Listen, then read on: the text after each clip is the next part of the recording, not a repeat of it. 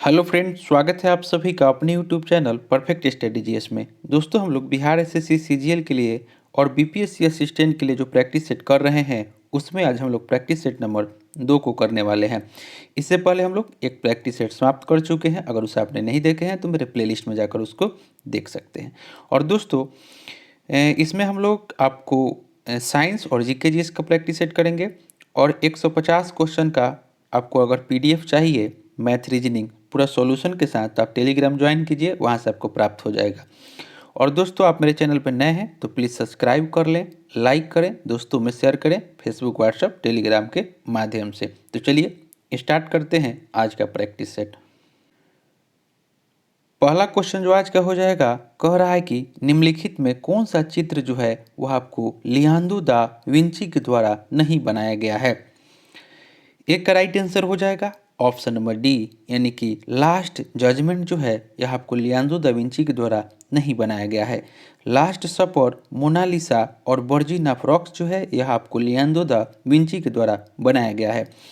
और Leonardo da Vinci जो थे यह आपको इटली के निवासी थे और महान चित्रकार, मूर्तिकार, वास्तुशिल्पी, संगीतज्ञ, कुशल यांत्रिक इंजीनियर तथा वैज्ञानिक थे। Option number D right answer हो जाएगा। और लियोनार्डो दा विंची का मोनालिसा और द लास्ट सपर जो है वो सबसे प्रसिद्ध चित्र है, सबसे प्रसिद्ध मोनालिसा और Last Supper. Option number D right answer हो जाएगा। क्वेश्चन नंबर 2 में आपको दे रहा है कि ब्रिटेन के द्वारा चीन पर विजयी शुरुआत हुई थी। 2 का राइट आंसर हो जाएगा ऑप्शन नंबर बी, यानी कि अफीम युद्ध। 19वीं सदी के मध्य में चीन और मुख्यतः ब्रिटेन के बीच लड़े गए 2 युद्धों को अफीम युद्ध कहते हैं। प्रथम जो युद्ध हुआ था वह आपको 1839 में और 1842 ईस्वी तक चला। उसके बाद दूसरा जो हुआ वह आपको 1856 से 1860 ईस्वी तक, और दोनों ही युद्धों में चीन की पराजय हुई और चीनी शासन को अफीम का अवैध व्यापार सहना पड़ा। Option number B right answer हो जाएगा। क्वेश्चन नंबर 3 में दे रहा है कि निम्नलिखित में से कौन सा कथन जो है, 3 में कह रहा है कि निम्नलिखित में से कौन सा कथन राज्य के नीति के निर्देशक सिद्धांत के विषय में सही नहीं है। 3 का राइट आंसर हो जाएगा ऑप्शन नंबर ए, यानी कि यदि कोई राज्य राजनीति के निर्देशक सिद्धांत को लागू नहीं करता है तो उसके विरुद्ध न्यायालय में मामला दायर किया जा सकता है। यह आपका सही नहीं है। गांधीवाद भी राज्य के नीति निर्देशक सिद्धांत का तत्व है, यह सही है। नीति निर्देशक तत्व आयरलैंड के संविधान से लिए गए हैं, सही है। और यह सिद्धांत राज्य के लिए बाध्यकारी नहीं है, यह भी आपका सही है। ऑप्शन नंबर ए जो है यह आपका गलत हो जाएगा। और राज्य के नीति निर्देशक तत्व जो है वह संविधान के भाग 4 में है, अनुच्छेद 36 से 51। नेक्स्ट देख लेते हैं क्वेश्चन नंबर आपको 4 में दे रहा है कि क्यूनिफॉर्म शब्दावली का संबंध है। 4 का राइट आंसर हो जाएगा ऑप्शन नंबर ए, यह आपको मेसोपोटामिया धर्म से है। क्यूनिफॉर्म शब्दावली का संबंध मेसोपोटामिया धर्म से है। प्राचीन ग्रीक भाषा में अनुवादित मेसोपोटामिया शब्द का अर्थ है नदियों के बीच की भूमि। नेक्स्ट हम लोग देख लेते हैं क्वेश्चन नंबर आपका 5 में कह रहा है कि भारत में सबसे पुराना तेल भंडार कहाँ है। 5 का राइट आंसर हो जाएगा ऑप्शन नंबर आपका डी, यानी कि डिंगबुई, असम में। भारत में सबसे पुराना तेल भंडार आपको डिंगबुई जो है असम में है। राइट आंसर डी हो जाएगा। क्वेश्चन नंबर आपका 6 में कह रहा है कि भाषण और अभिव्यक्ति की स्वतंत्रता में शामिल नहीं है। 6 का राइट आंसर हो जाएगा ऑप्शन नंबर ए, यानी कि हड़ताल करने का अधिकार। भारतीय संविधान के अनुच्छेद 19 में लिखित और मौखिक रूप से अपना मत प्रकट करने हेतु अभिव्यक्ति की स्वतंत्रता के अधिकार का प्रावधान किया गया है और भारत के सभी नागरिकों को विचार करने, भाषण देने और अपने अन्य व्यक्तियों के विचारों के प्रचार की स्वतंत्रता प्राप्त है, जो कि ऑप्शन नंबर ए इसका राइट आंसर हो जाएगा। नेक्स्ट देख लेते हैं क्वेश्चन नंबर आपका 7। एक चीज़ आप लोग और जान लीजिए कि प्रेस की स्वतंत्रता जो है, प्रेस की स्वतंत्रता यह भी आपका संविधान के अनुच्छेद 19 में आता है, प्रेस की स्वतंत्रता। क्वेश्चन नंबर 7 में आपको दे रहा है कि निम्न में कौन सी संधि यूरोप में साम्यवाद को रोकने के लिए बनाई गई है। 7 का राइट आंसर हो जाएगा ऑप्शन नंबर सी, यानी कि नाटो। नाटो एक सैन्य गठबंधन है जिसकी स्थापना हुआ था 4 अप्रैल 1949 को। आपको पूछता है कि नाटो का स्थापना कब हुआ था। ये आपका VBI है, यानी कि नाटो का स्थापना 1949 में हुआ था।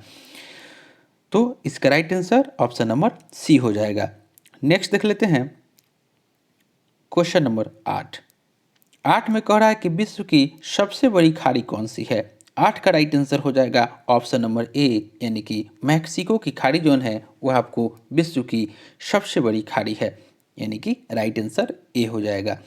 नेक्स्ट हम लोग देख लेते हैं क्वेश्चन नंबर 9 में दे रहा है कि रॉबिन्स के अनुसार निम्न में कौन दीर्घ आर्थिक समस्याओं के लिए उत्तरदायी है। 9 का राइट आंसर हो जाएगा ऑप्शन नंबर बी, यानी कि दुर्लभ साधन। दुर्लभ साधन जो है रॉबिन्स के अनुसार दीर्घ आर्थिक समस्याओं के लिए उत्तरदायी है, यानी कि option number B right answer हो जाएगा। दोस्तों जितना भी क्वेश्चन है आपको एग्जाम के मतलब सिलेबस के अनुसार ही है। कोई भी मतलब जो बिहार में एग्जाम हुआ था उसके सिलेबस के अकॉर्डिंग ही यह आपको क्वेश्चन बनाया गया है। और दोस्तों यह आपको स्पार्क पब्लिकेशन का जो बुक होता है उसमें क्वेश्चन का लेवल बहुत अच्छा रहता है। क्वेश्चन नंबर 10 में दे रहा है कि यदि सरकार कीमत सोलिंग निर्धारित करती है तो श्रम कीमत से अधिक है। 10 का राइट आंसर हो जाएगा ऑप्शन नंबर बी, यानी कि मांग मात्रा पूर्ति की मात्रा से कम होगी। नेक्स्ट देख लेते हैं क्वेश्चन नंबर 11। क्वेश्चन नंबर 11 में आपको दे रहा है कि सिंधु नदी की लंबाई उतनी ही है जितनी ब्रह्मपुत्र नदी की, तो यह लंबाई कितनी है। 11 का राइट आंसर हो जाएगा ऑप्शन नंबर बी, यानी कि 2900 किलोमीटर। क्वेश्चन नंबर 12 में दे रहा है कि भारतीय संविधान के अनुसार राज्य का कार्यकारी अध्यक्ष कौन होता है। 12 का राइट आंसर हो जाएगा ऑप्शन नंबर बी, यानी कि राष्ट्रपति। नेक्स्ट हम लोग देख लेते हैं क्वेश्चन नंबर आपको 13 में दे रहा है कि कौन सी विश्व निकाय 1920 ईस्वी में स्थापित हुई और 1946 ईस्वी में भंग हो गई। 13 का राइट आंसर हो जाएगा ऑप्शन नंबर सी, यानी कि लीग ऑफ नेशंस। प्रथम विश्व युद्ध की समाप्ति के बाद अमेरिका के राष्ट्रपति वुडरो विल्सन के प्रयास से अनेक राष्ट्रों के प्रतिनिधियों ने यह निश्चय किया कि अपने मतभेदों का समाधान शांतिपूर्ण ढंग से करेंगे तथा युद्ध का सहारा नहीं लेंगे। और 10 जनवरी 1920 को आपको राष्ट्र संघ के रूप में पृथक अंतर्राष्ट्रीय संगठन की स्थापना हुई, जिसको लीगल ऑफ नेशंस के नाम से जाना जाता है, यानी कि ऑप्शन नंबर सी इसका राइट आंसर हो जाएगा। नेक्स्ट हम लोग देख लेते हैं क्वेश्चन नंबर आपको 14 दे रहा है कि भारतीय नागरिकों के कितने मौलिक कर्तव्य है। 14 का राइट आंसर हो जाएगा ऑप्शन नंबर सी, यानी कि 11 मौलिक कर्तव्य है। भारतीय संविधान के 86वां संशोधन अधिनियम 2002 के द्वारा अनुच्छेद 51 के क में 11वें मौलिक कर्तव्य को जोड़ा गया है और 11वें मौलिक कर्तव्य के रूप में आपको जोड़ा गया है, जिसे माता पिता या संरक्षक के द्वारा 6 से 14 वर्ष के बच्चों हेतु प्राथमिक शिक्षा प्रदान करना। 11वें मौलिक कर्तव्य के रूप में जोड़ा गया है माता पिता या संरक्षण के द्वारा 6 से 14 वर्ष के बच्चों हेतु प्राथमिक शिक्षा प्रदान करने, यही जोड़ा गया है। ऑप्शन नंबर सी इसका राइट आंसर हो जाएगा। क्वेश्चन नंबर 15 में दे रहा है कि भारत है एक। 15 का राइट आंसर हो जाएगा ऑप्शन नंबर ए, यानी कि धर्मनिरपेक्ष राष्ट्र है। भारतीय संविधान की प्रस्तावना में 42वें संविधान संशोधन 1976 के द्वारा समाजवादी, पंथ निरपेक्ष तथा राष्ट्र की अखंडता को शामिल किया गया और प्रस्तावना को संविधान की कुंजी कहा जाता है। इसको भी आप लोग याद रखिएगा, VBI क्वेश्चन है। क्वेश्चन नंबर 16 कह रहा है कि पुराने लिच्छवी राज्य की राजधानी थी। 16 का राइट आंसर हो जाएगा option number C, Vaishali. Buddha काल के सबसे बड़े तथा शक्तिशाली राज वैशाली के लिच्छवी गणराज्य की स्थापना सूर्यवंश के संस्थापक इक्ष्वाकु के पुत्र विशाल ने की थी।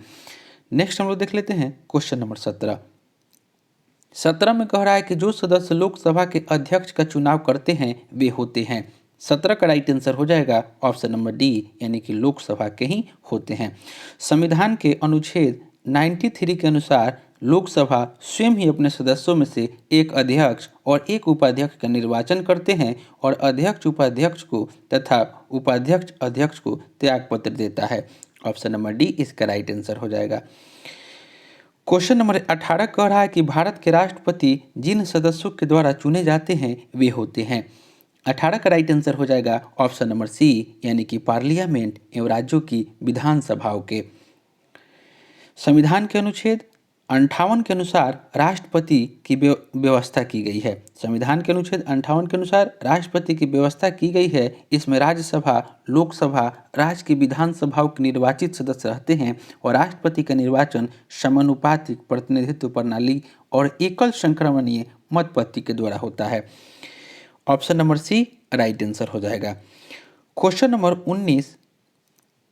19 में आपको कह रहा है कि पंचायती राज लागू किया गया।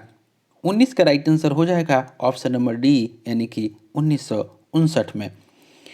1959 में पंचायती राज लागू किया गया और 2 अक्टूबर 1959 को भारत के प्रथम प्रधानमंत्री पंडित जवाहरलाल नेहरू के द्वारा राजस्थान राज्य के, आपको ये भी पूछता है कि सर्वप्रथम कहाँ पंचायती राज लागू हुआ, तो राजस्थान के नागौर जिला में पंचायती राज का शुभारंभ हुआ। पंचायती राज जो है वो आपको 73वां संविधान संशोधन से संबंधित है और इसके द्वारा संविधान के भाग 9 अनुच्छेद 243 के क से 9 तक तथा इसमें अनुसूची जो है 11 प्रावधान है। जितना भी पंचायती राज से है इंपॉर्टेंट चीज़ आपको बता दिए। देखिए पंचायती राज से आपको क्या क्या पूछता है, तो पूछता है कि पंचायती राज लागू किया गया कब, तो इसका राइट आंसर 1959 में हो जाएगा। कहाँ लागू किया गया, तो नागौर जिला में। पंचायती राज का शुभारंभ हुआ था नागौर जिला से और पंचायती राज जो है वह 73वां संविधान संशोधन से संबंधित है, यह भी आपको पूछता है। और भी पूछता है कि यह किस भाग में है, तो भाग 9 में है। किस अनुच्छेद में है, तो अनुच्छेद 243 के क से 9 तक में है और यह किस अनुसूची में है, तो अनुसूची जो है 11 का प्रावधान है। ऑप्शन नंबर डी इसका राइट आंसर हो जाएगा। क्वेश्चन नंबर 20 कह रहा है कि उपचुनाव कराया जाता है। 20 का राइट आंसर हो जाएगा ऑप्शन नंबर डी, यानी कि कभी भी। उपचुनाव चुनाव के बाद होने वाला चुनाव है जो मुख्य चुनाव न होने की स्थिति में कभी भी कराया जाता है, यानी कि option number D right answer हो जाएगा। क्वेश्चन नंबर 21 में दे रहा है कि भारत में वन्य जीव संरक्षण अधिनियम जिस वर्ष लागू किया गया वह है। 21 का राइट आंसर हो जाएगा ऑप्शन नंबर बी, यानी कि 1972 ईस्वी में। भारत सरकार ने वन्य जीव संरक्षण अधिनियम 1972 को देश के वन्य जीवों को सुरक्षा प्रदान करने एवं अवैध शिकार, तस्करी और अवैध व्यापार को नियंत्रित करने के उद्देश्य से लागू किया था और इस अधिनियम में कुल 6 अनुसूचियां है जो अलग अलग तरह से वन्य जीव को सुरक्षा प्रदान करता है, यानी कि किसका right answer option number B हो जाएगा। क्वेश्चन नंबर 22 कह रहा है कि निम्नलिखित में से जम्मू एवं कश्मीर में खारे पानी की झील कौन सी है। 22 का राइट आंसर हो जाएगा ऑप्शन नंबर सी, यानी कि सोमू रीरी।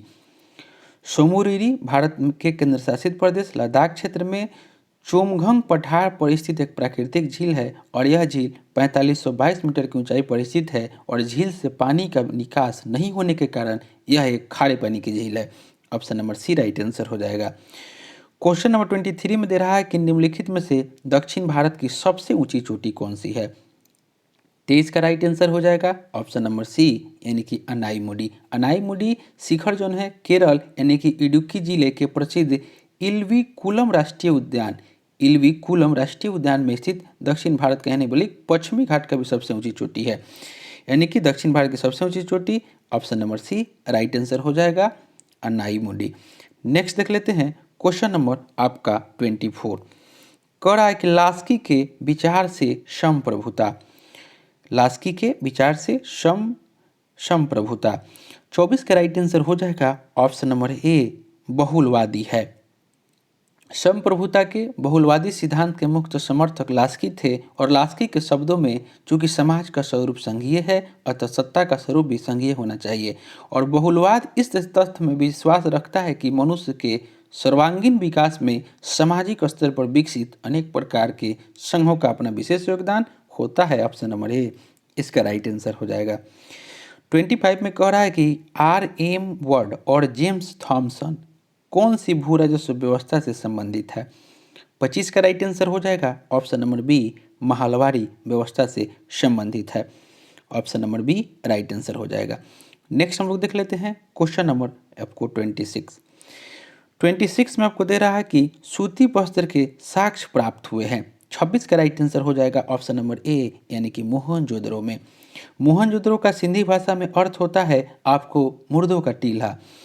यह दुनिया का सबसे पुराना नियोजित और उत्कृष्ट शहर माना जाता है मोहनजोदड़ो। सिंधु घाटी सभ्यता में सूती वस्त्र के अवशेष जो है यहीं से प्राप्त हुए हैं, मोहनजोदड़ो से।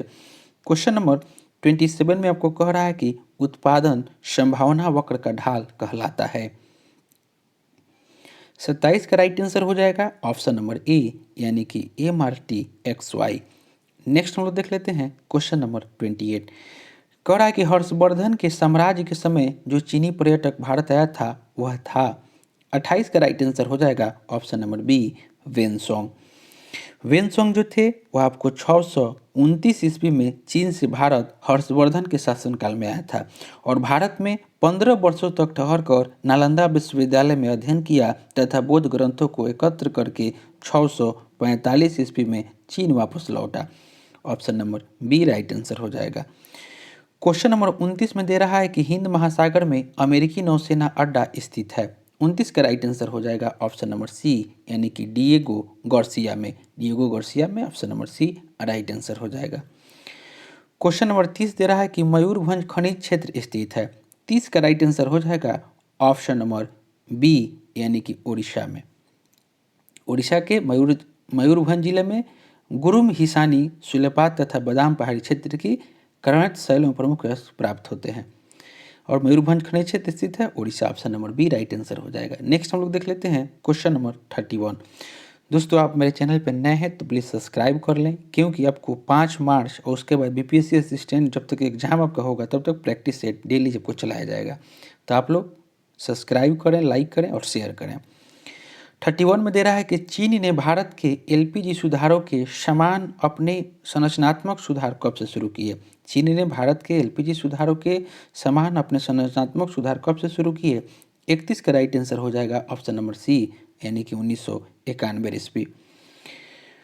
क्वेश्चन नंबर 32 में आपको दे रहा है कि यह कथन किसका है कि प्राकृतिक अवस्था में जीवन एकांकी, दरिद्र, अपवित्र, असभ्य और क्षणिक था। 32 का राइट आंसर हो जाएगा ऑप्शन नंबर ए, यह हॉब्स का कथन है। नेक्स्ट हम लोग देख लेते हैं क्वेश्चन नंबर आपको 33 में दे रहा है कि बाजार मांग वक्र होता है। 33 का राइट आंसर हो जाएगा ऑप्शन नंबर बी, यानी कि व्यक्तिगत उपभोक्ताओं के मांग वक्र का क्षैतिज योग। नेक्स्ट देख लेते हैं क्वेश्चन नंबर 34। दे रहा है कि रॉबिन्स के अनुसार निम्न में से कौन केंद्रीय आर्थिक समस्याओं के लिए उत्तरदायी नहीं है। 34 का राइट आंसर हो जाएगा ऑप्शन नंबर ए, यानी कि असीमित आवश्यकताएं। क्वेश्चन नंबर 35 कह रहा है कि निम्नलिखित में से कौन सा एक कारक पृथ्वी की सतह पर तापमान के वितरण को प्रभावित नहीं करता है। 35 का राइट आंसर हो जाएगा ऑप्शन नंबर डी, यानी कि भूकंप। नेक्स्ट देख लेते हैं क्वेश्चन नंबर 36। दे रहा है कि मौलिक अधिकारों के परिवर्तन के लिए याचिका यानी कि रिट जारी की जा सकती है। 36 का राइट आंसर हो जाएगा ऑप्शन नंबर डी, यानी कि सर्वोच्च न्यायालय और उच्च न्यायालयों के द्वारा। आपको भारतीय संविधान के तीसरे भाग में प्रदत्त मौलिक अधिकारों को लागू करने के लिए भारत के संविधान में सर्वोच्च न्यायालय को संविधान के अनुच्छेद 32 तथा उच्च न्यायालय को अनुच्छेद 226 के तहत रीट अधिकारित प्रदान की गई है और 5 प्रकार के रीट आपको यह जारी करते हैं: बंदी प्रत्यक्षीकरण, परमादेश, उत्प्रेषण, निषेधता तथा अधिकार परीक्षा। नेक्स्ट हम लोग देख लेते हैं क्वेश्चन नंबर 37। कह रहा है कि गलत जोड़ी को चुनना है।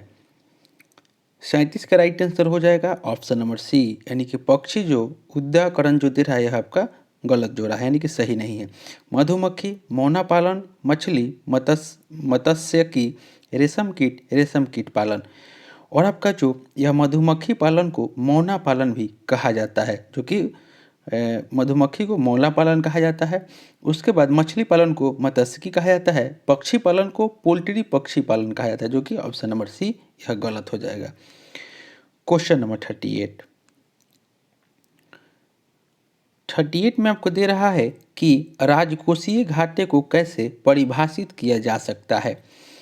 38 का राइट आंसर हो जाएगा ऑप्शन नंबर सी, यानी कि राजकोषीय घाटा बराबर कुल व्यय माइनस राजस्व प्राप्तियां प्लस गैर की पूंजीगत प्राप्तियां, यानी कि option number C right answer हो जाएगा। क्वेश्चन नंबर 39 में दे रहा है कि भारत में राष्ट्रीय आय लेखा किसके द्वारा प्रकाशित किए जाते हैं। 39 का राइट आंसर हो जाएगा ऑप्शन नंबर डी, यानी कि केंद्रीय सांख्यिकी संगठन के द्वारा। नेक्स्ट हम लोग देख लेते हैं क्वेश्चन नंबर 40।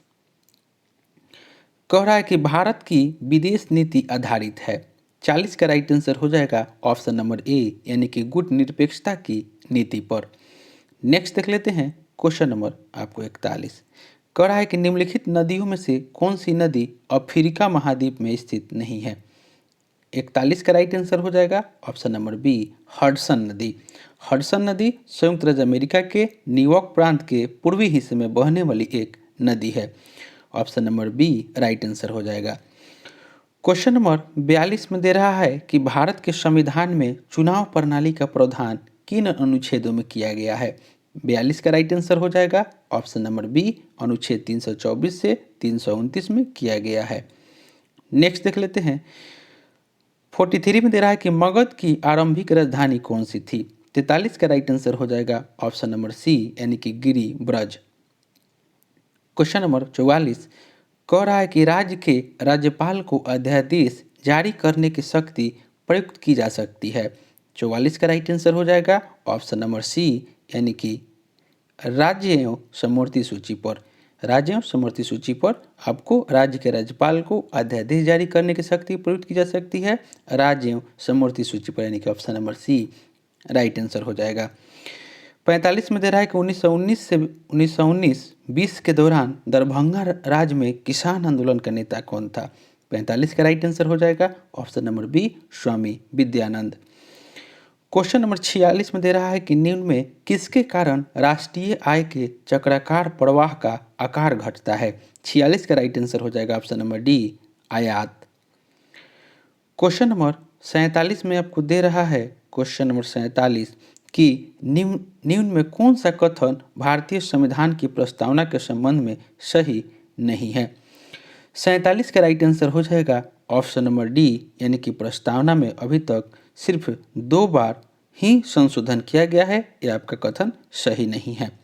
वह न्यायविद नहीं है, सही है, स्रोत है और न ही उसकी शक्तियों का निषेध करती है और प्रस्तावना संविधान का भाग है। ऑप्शन नंबर डी जो है यह सही नहीं है और तीनों विकल्प सही है। नेक्स्ट हम लोग देख लेते हैं क्वेश्चन नंबर 48 में दे रहा है कि कौन सी प्राकृतिक गैस पाइपलाइन एशिया में नहीं है। 48 का राइट आंसर हो जाएगा ऑप्शन नंबर डी, यानी कि रूबी पाइपलाइन। नेक्स्ट देख लेते हैं 49 में दे रहा है कि भारत का सबसे अधिक लीची का उत्पादन राज्य है। 49 का राइट आंसर हो जाएगा ऑप्शन नंबर ए, बिहार। क्वेश्चन नंबर 50 में दे रहा है कि कुमार गंधर्व के संगीत की मुख्य विशेषता क्या थी। 50 का राइट आंसर हो जाएगा ऑप्शन नंबर सी, यानी कि मालवा, लोक धुन और हिंदुस्तानी शास्त्रीय संगीत। Option number C right answer हो जाएगा। अब हम लोग साइंस के क्वेश्चन को 25 को देखें। क्वेश्चन नंबर आपका हो जाएगा 51। कह रहा है कि श्वेत प्रकाश की एक किरण कांच के प्रिज्म पर आपतित होती है, वह प्रकाश वर्ण जो कांच के प्रिज्म से गुजरने पर अधिकतम विचलित होता है। 51 का राइट आंसर हो जाएगा ऑप्शन नंबर ए, यानी कि बैगनी। नेक्स्ट देख लेते हैं क्वेश्चन नंबर 52 में दे रहा है कि स्टेनलेस स्टील निम्न में से कौन सा तत्व मौजूद नहीं है। 52 का राइट आंसर हो जाएगा ऑप्शन नंबर बी, यानी कि टंगस्टन। स्टेनलेस स्टील जोन है इसमें 15 से 20% जोन होता है वह क्रोमियम, 8 से 10% निकेल तथा आयरन तत्व मौजूद होते हैं। ऑप्शन नंबर बी इसका राइट आंसर हो जाएगा। नेक्स्ट देख लेते हैं क्वेश्चन नंबर दे रहा है कि उन तत्वों के समूह को छांटिए जिसमें केवल धातुएं ही हो। 53 का राइट आंसर हो जाएगा ऑप्शन नंबर डी, यानी कि बेरिलियम, उसके बाद कैल्शियम, उसके बाद आपका जो दे रहा है ट्रांसियम और अंत में है आपका सोडियम है, यानी कि ऑप्शन नंबर डी जो है राइट आंसर हो जाएगा। क्वेश्चन नंबर 54 में दे रहा है कि भारत गलत है, यहाँ पे भारत का एसआई मात्रक, यहाँ पे भार होना चाहिए, भार का एसआई मात्रक जो कि मिसप्रिंट हो गया है। 54 का राइट आंसर हो जाएगा ऑप्शन नंबर सी यानी कि न्यूटन हो जाएगा। भौतिकी में किसी वस्तु पर पृथ्वी के गुरुत्वाकर्षण के माप को भार या वजन कहते हैं और भार का सही मात्रक न्यूटन होता है, जो कि option number C right answer हो जाएगा, भार हो जाएगा। क्वेश्चन नंबर 55 में आपको दे रहा है कि निम्नलिखित में कौन से वृक्ष में अपस्थानिक मूल पाई जाती है। 55 का राइट आंसर हो जाएगा ऑप्शन नंबर डी यानी कि बरगद का वृक्ष। नेक्स्ट देख लेते हैं 56 दे रहा है कि रासायनिक परिवर्तन के साथ होते हैं। 56 का राइट आंसर हो जाएगा ऑप्शन नंबर डी यानी कि उपयुक्त सभी। नए प्रकार के पदार्थ का निर्माण, निकाय की एंथैल्पी में परिवर्तन और पदार्थ के रासायनिक गुणों में परिवर्तन, option number D right answer हो जाएगा। क्वेश्चन नंबर 57 कह रहा है कि मुर्गियों एवं अंडों का अत्यधिक उत्पादन होना क्या कहलाता है। 57 का राइट आंसर हो जाएगा ऑप्शन नंबर बी रजत क्रांति। मुर्गियों और अंडों का अत्यधिक उत्पादन रजत क्रांति कहलाता है यानी कि option number C right answer हो जाएगा। नेक्स्ट हम लोग देख लेते हैं option number B. Question number 58 में दे रहा है कि गन मेटल किसका मिश्र धातु है, यह आपको बताना है। गन मेटल किसका मिश्र धातु है। 58 का राइट आंसर हो जाएगा ऑप्शन नंबर बी यानी कि CuSn तथा Zn, option number B right answer हो जाएगा। क्वेश्चन नंबर 59 कह रहा है कि पक्षियों में तेल अथवा प्रीन ग्रंथि किस भाग में होती है। 59 का राइट आंसर हो जाएगा ऑप्शन नंबर सी आपको पूंछ के आधार भाग पर। नेक्स्ट हम लोग देख लेते हैं क्वेश्चन नंबर 60 कह रहा है कि वह पादप है जिसमें बीज फलों के भीतर होते हैं। 60 का राइट आंसर हो जाएगा ऑप्शन नंबर ए यानी कि angiosperm, option number A right answer हो जाएगा। क्वेश्चन नंबर 61 कह रहा है कि जब कोई वस्तु मुक्त रूप से पृथ्वी की ओर गिरती है तो उसकी कुल ऊर्जा। 61 का राइट आंसर हो जाएगा ऑप्शन नंबर सी यानी कि नियत रहती है। दोस्तों आप मेरे चैनल पर नए हैं तो सब्सक्राइब कर लीजिएगा और लाइक करना ना भूलें। निम्न में से कौन सा एक रूपांतरित तना है। 62 का राइट आंसर हो जाएगा ऑप्शन नंबर ए यानी कि आलू। आलू जो है वह आपको रूपांतरित तना है। तना विभिन्न कार्यों को संपन्न करने के लिए खुद को रूपांतरित कर लेता है। पौधे के तने का वह भाग जो भूमि के अंदर पाया जाता है भूमिगत तना कहलाता है। और रूपांतरित तने के उदाहरण आपको कुछ बता देते हैं। हल्दी, अदरक, घनकंद, आलू, प्याज, लहसुन, कचालू, चिमीकंद, अरबी, ये सब आपको रूपांतरित तना हो जाएंगे।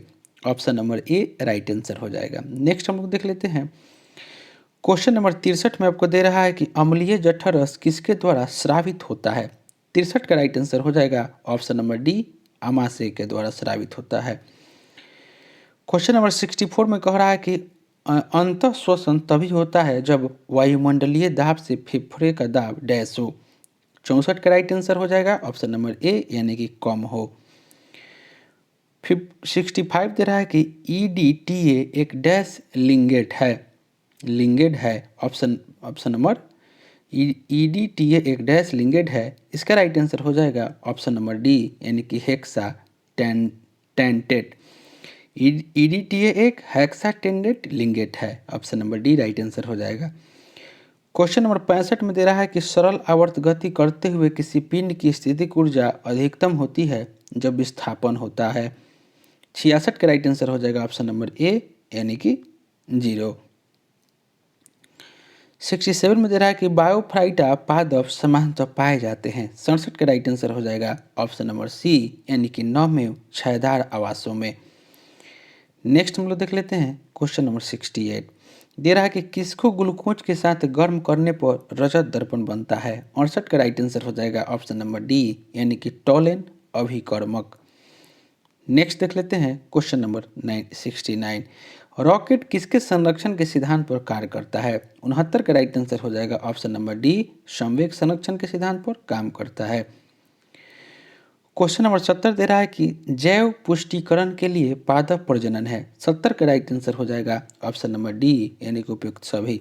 रोग प्रतिरोधकता, पीड़कों के प्रति प्रतिरोधकता और उन्नत खाद्य गुणवत्ता यानी कि option number D right answer हो जाएगा। 71 में दे रहा है कि निम्न में ट्रांजिस्टर का कौन सा भाग अल्पतम अपमिश्रित होता है। 71 का राइट आंसर हो जाएगा ऑप्शन नंबर बी यानी कि आधार। 72 में दे रहा है कि सोनार में डैश तरंगे प्रयुक्त होती है। 72 का राइट आंसर हो जाएगा ऑप्शन नंबर ए, पराध्वनि तरंगे प्रयुक्त होती है सोनार में। Option number A right answer हो जाएगा। क्वेश्चन नंबर 73 में दे रहा है कि C60 के एक अणु में कितने षटकोणीय एवं पंचकोणीय आकृति होती है। 73 का राइट आंसर हो जाएगा ऑप्शन नंबर ए, यानी कि 20 षटकोण एवं 12 पंचकोण। Option number A right answer हो जाएगा। क्वेश्चन नंबर 74 में दे रहा है कि निम्न कार्बोक्सिलिक अम्लों को उनकी अम्लीय क्षमता के घटते हुए क्रम में लिखना है। 74 का राइट आंसर हो जाएगा ऑप्शन नंबर सी, यानी कि फ्लोरो एसिटिक अम्ल। नेक्स्ट और अंतिम क्वेश्चन आज का हो जाएगा। क्वेश्चन नंबर कह रहा है 75 कि निम्न में कौन सा योगात्मक बहुलक है। 75 का राइट आंसर हो जाएगा ऑप्शन नंबर सी, यानी कि पीवीसी। तो दोस्तों यह प्रैक्टिस सेट जो हम लेकर आए थे यह आपको बिहार एसएससी सीजीएल आपको 2023 के प्री के लिए है, जो कि आपको री एग्जाम 5 मार्च को है। यह प्रैक्टिस सेट नंबर 2 है। और दोस्तों यह प्रैक्टिस सेट आपको बीपीएससी असिस्टेंट के एग्जाम के लिए भी महत्वपूर्ण है, क्योंकि दोनों का सिलेबस सेम है।